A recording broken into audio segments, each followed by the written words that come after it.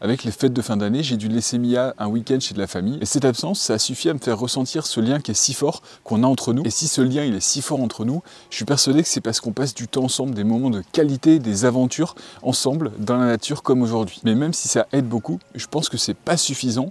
Et si vous sentez que vous avez un manque de lien avec votre chien, vous voudriez vous connecter un peu plus à lui, peut-être que vous faites une des 3 erreurs qu'on verra dans cette vidéo qui peuvent effriter ce lien. Et c'est souvent un petit changement ou une petite modification dans nos habitudes qui peut rétablir le lien qu'on avait perdu ensemble. Et les grosses erreurs que je vois souvent dans la relation maître-chien, ça va être de se dire qu'on va être le chef de meute et notre chien c'est simplement un exécutant. Il serait simplement là pour obéir à nos demandes et il aurait simplement une dépendance alimentaire. Je pense que ça va beaucoup plus loin que ça. Et même si on est parti sur des mauvaises bases de par l'éducation ou peut-être qu'on a adopté un chien qui a souffert par le passé, la clé c'est d'accepter que ça peut prendre du temps et qu'il faudra être patient. Et si je fais cette vidéo, c'est parce que parfois on va prendre certaines erreurs qui paraissent anodines et pourtant qui peuvent avoir un gros impact sur cette relation. Non seulement ça peut ruiner le lien que vous avez ensemble, mais en plus de ça, ça peut créer un chien qui est malheureux dans sa vie et qui n'est pas épanoui. D'ailleurs, ça me fait penser que la checklist des 10 conseils pour avoir un chien heureux, ça a été un vrai carton, j'ai été vraiment surpris. Si ça vous intéresse, elle est toujours disponible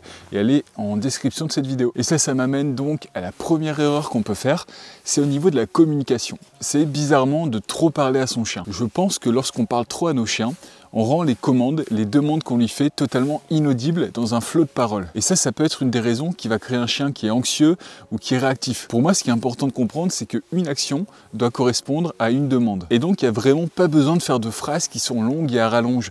Si je vois Mia qui est totalement excitée et j'ai envie de lui dire « Ah, aujourd'hui, tu es vraiment excitée, allez, viens, on va y aller », en fait, la seule commande qui est importante, c'est le « allez, viens » pour qu'elle revienne vers moi. C'est pas toute la phrase qui est autour de ça. En fait, dans notre communication, j'essaie toujours d'être simple, d'être efficace et de ne pas la faire monter en pression ou en excitation sans réelle raison. Et ça, je vous l'avais montré il y a quelques mois où j'utilisais simplement le langage non verbal, la gestuelle pour communiquer avec Mia. Et ça marche tout aussi bien. Parfois, on fait des promenades complètes où on parle pas ensemble. J'utilise uniquement les gestes et en fait, c'est une manière de communiquer ensemble. Et faites le test. Votre chien, il va mieux comprendre, il va mieux analyser vos micro-expressions, votre gestuelle que vos mots. En fait, je crois que c'est plus facile pour eux de décoder le non-verbal que le verbal. Alors ce conseil, je sais que tout le monde ne va pas être d'accord, qu'il est un peu contre-intuitif, mais moi ça a toujours fonctionné avec Mia, et parfois on peut faire des sorties complètes sans que j'ai à parler avec elle, et pourtant ça ne veut pas dire qu'on ne partage pas de moments ensemble, qu'on ne partage pas des aventures et qu'on ne se connecte pas l'un à l'autre. Lorsqu'on joue ou lorsqu'on fait d'autres activités, on partage des moments ensemble et ça resserre nos liens. Et ça m'amène donc à la deuxième erreur, qui est de ne pas l'entraîner tout au long de sa vie. On y va, Mia ? Et je sais que pour certains, l'entraînement il est inutile. J'ai déjà eu quelques commentaires où on me disait que pour vous, en termes de valeur, le fait d'entraîner son chien, c'est simplement le brider. Ou alors on considère que notre chien il a suffisamment d'apprentissage, il connaît déjà les ordres de base, et il n'a pas besoin d'apprendre plus. Et c'est vrai que ça peut prendre du temps, ça peut prendre de l'énergie de faire ça, mais je pense que c'est primordial. Dans le temps, il peut oublier, même nous on peut baisser notre niveau d'exigence, et rapidement, on peut se retrouver avec un chien qui est moins connecté à nous, avec qui on ne sait plus communiquer, et donc ça crée des frustrations et des problèmes qu'il n'y avait pas avant. Et en plus de ça, c'est super intéressant au niveau de leur stimulation mentale, parce que peu importe son âge, un chien va avoir des besoins.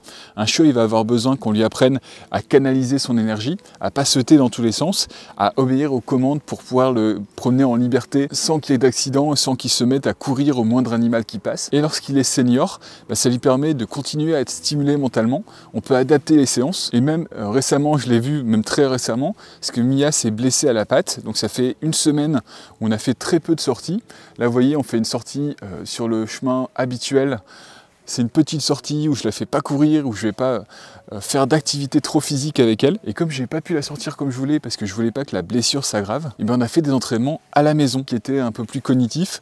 On a même essayé, et ça j'en ferai une vidéo complète, de commencer à parler avec les boutons. Je sais pas du tout l'impact que ça va avoir, mais j'ai trouvé ça sympa de le faire. Et si l'éducation c'est si important, c'est que ça permet de fluidifier le quotidien. Ça permet à Mia d'avoir un comportement adapté à l'environnement dans lequel elle évolue, donc un environnement qui est plus humain, avec tous les risques que ça incombe de faire des accidents si elle revient pas au pied quand je lui demande, de se retrouver de nez à nez avec un chasseur parce qu'on est au milieu de la forêt et que si elle s'éloigne trop loin des chantiers, ça peut être dangereux. Et donc en fait, un chien mal éduqué, c'est un chien qui se met en danger et surtout un chien qui gère mal les imprévus. Et pour qu'il apprenne à gérer ces imprévus, ça nous amène à la troisième erreur, c'est de ne pas sortir suffisamment son chien. Un chien, il a besoin de 3 types de stimulation.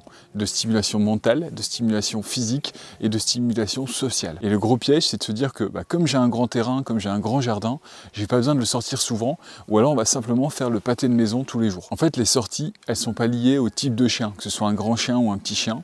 Elles sont pas liées au fait que vous ayez un grand terrain ou un super petit chemin de balade à côté de la maison. Mais ce qui est réellement important, après c'est que mon avis, mais c'est la multiplicité des promenades et la pluralité des promenades. Donc l'emmener dans plein de lieux différents, mais également dans d'autres chemins, des chemins que votre chien ne connaît pas, et également en ville. La ville, c'est la partie que j'aime le moins, mais je le fais quand même tous les 2 jours environ avec Mia pour l'habituer à voir des voitures, à voir des gens qui passent, à avoir des bruits qui klaxonnent. Tout ça, ça me permet de ne pas avoir un chien qui est réactif, d'avoir un chien qui est habitué au bruit et surtout d'avoir un chien qui est équilibré.